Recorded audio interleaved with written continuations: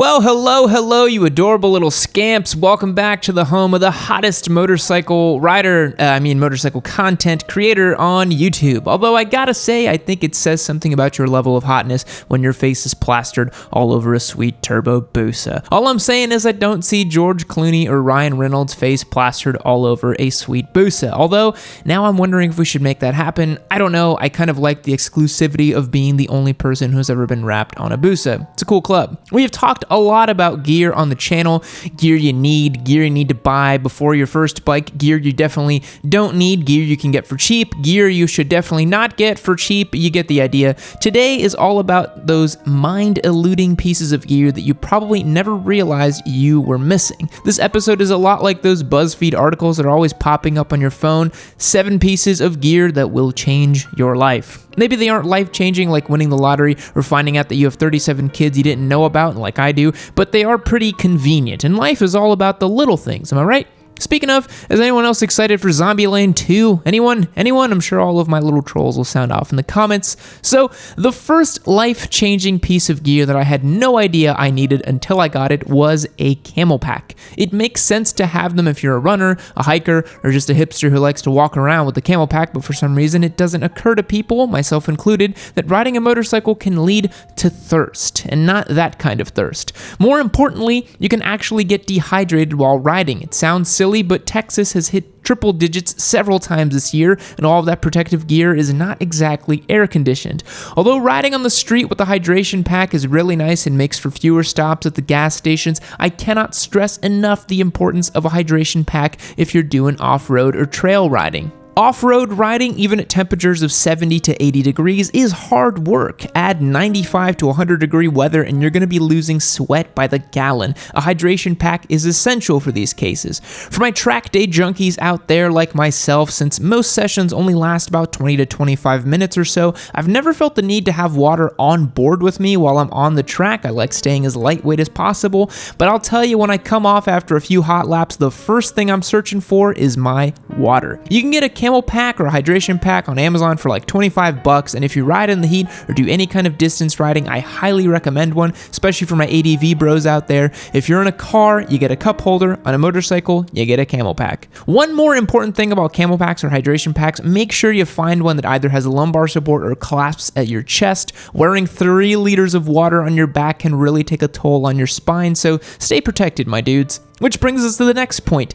Game changer number 2 is a good, secure backpack. But not just any backpack. You want a backpack that has straps that buckle at the chest. Why is that important? Because a regular backpack isn't going to be as secure during riding. The straps can slide around, and my God, can you imagine losing your backpack in the middle of traffic on 635, or having a shoulder strap slide down during some sick cornering? It's just no bueno. Not to mention all of the shoulder and back pain that comes with it. Save yourself some stress, a little headache medicine, and a whole lot of heartache. If you don't want to pony up for a backpack made specifically for riding like the Kriega K20, there are plenty of affordable options out there with chest straps. Again, this is a life-altering piece of gear that you can pick up on Amazon for about 20 bucks, or if you already have a pack you like, you can grab a set of straps for $8 and tighten them up at your chest. We may get a little highfalutin around here sometimes, but your boy Yam is still all about saving money when it counts. Although, I did drop like 13 grand on a Ducati I probably didn't need, but oh, it's just so pretty, isn't it?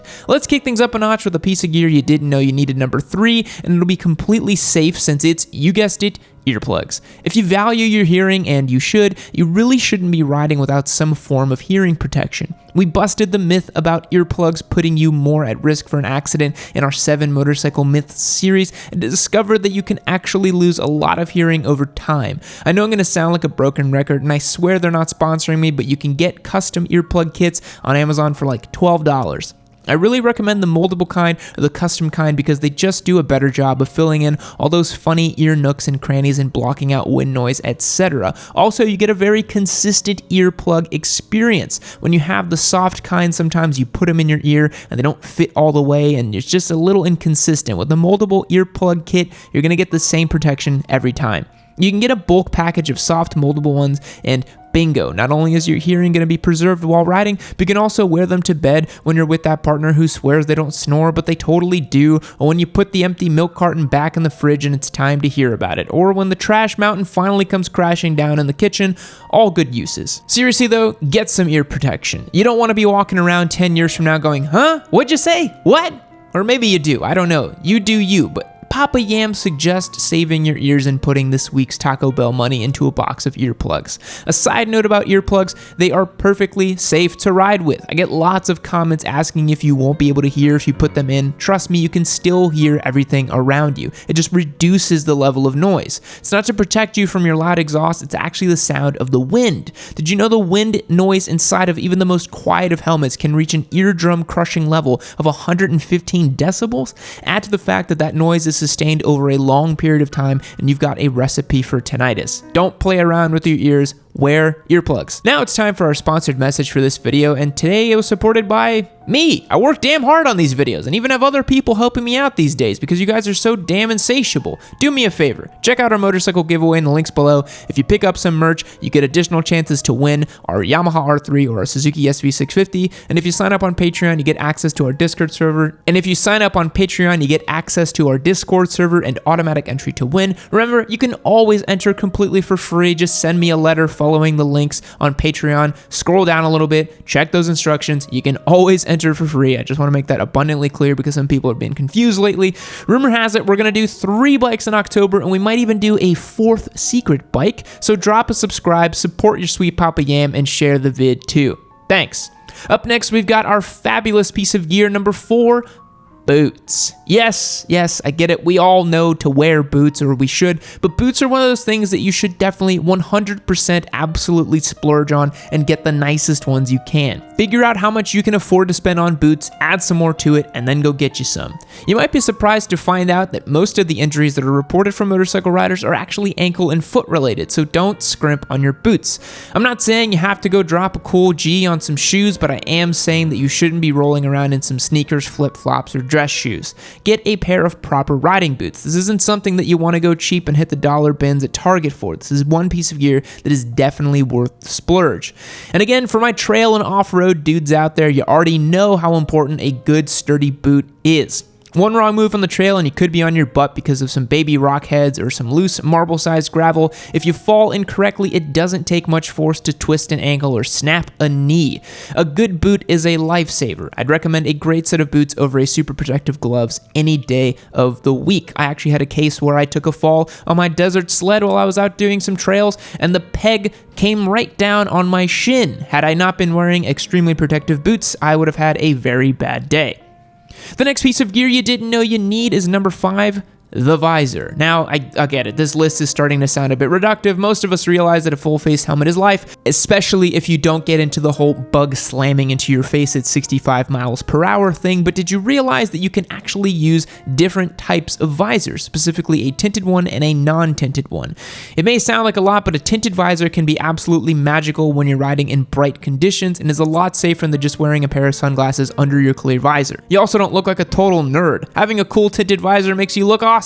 The important thing you want to remember about visors is that you'll need to change them out. You don't want to roll around at 10 o'clock at night with the tinted visor on. You won't be able to see very well, and believe it or not, seeing is actually a pretty important part of riding a motorcycle. The more you know. Now, it's not to say that it's impossible to ride around with a tinted visor at night, it's just a little bit more difficult.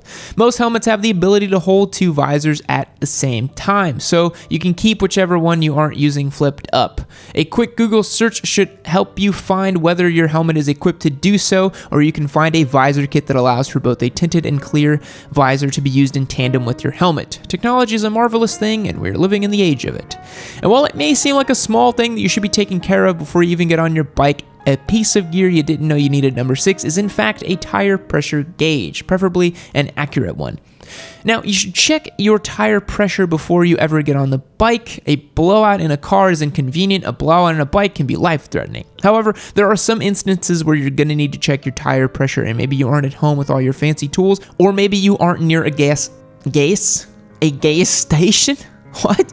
Or maybe you aren't near a gas station with one of those sweet air machines. A tire pressure gauge is 99 cents at most places, takes up hardly any space, and is just one of those things you should have. Like a tire jack or a set of jumper cables in a car, every motorcycle should be equipped with an accurate tire pressure gauge. Which brings us to our last and final piece of gear that you should absolutely have: a good head on your shoulders. No, I don't mean a good hair and face that belongs in an Old Spice commercial. I mean a solid head with a good brain. Good decision-making skills, some common sense between the ears. You get the idea. Maybe it sounds cheesy, but I am a proponent of adding an IQ test to the motorcycling license process. Call it discrimination if you want, but frankly, I think safely operating a motorcycle requires a few more brain cells than some of the fine folks I've seen walking around with their nose glued to their cell phones. So that's going to do it for today's video. Throw us a thumbs up if you're enjoying your daily dose of Yam, and don't forget to make sure you subscribe. Remember to check those links in the box below to make sure that you're signed up for our giveaways. Thanks again for watching. Tune in next time. I'll see you later. Fact: in 1783, a sheep, a duck, and a rooster were the first passengers in a hot air balloon. The flight lasted a total of 8 minutes before landing safely. Was PETA a thing in 1783? I feel like PETA wasn't a thing yet. Actually, PETA is a really terrible and awful organization. Look it up. Goodbye.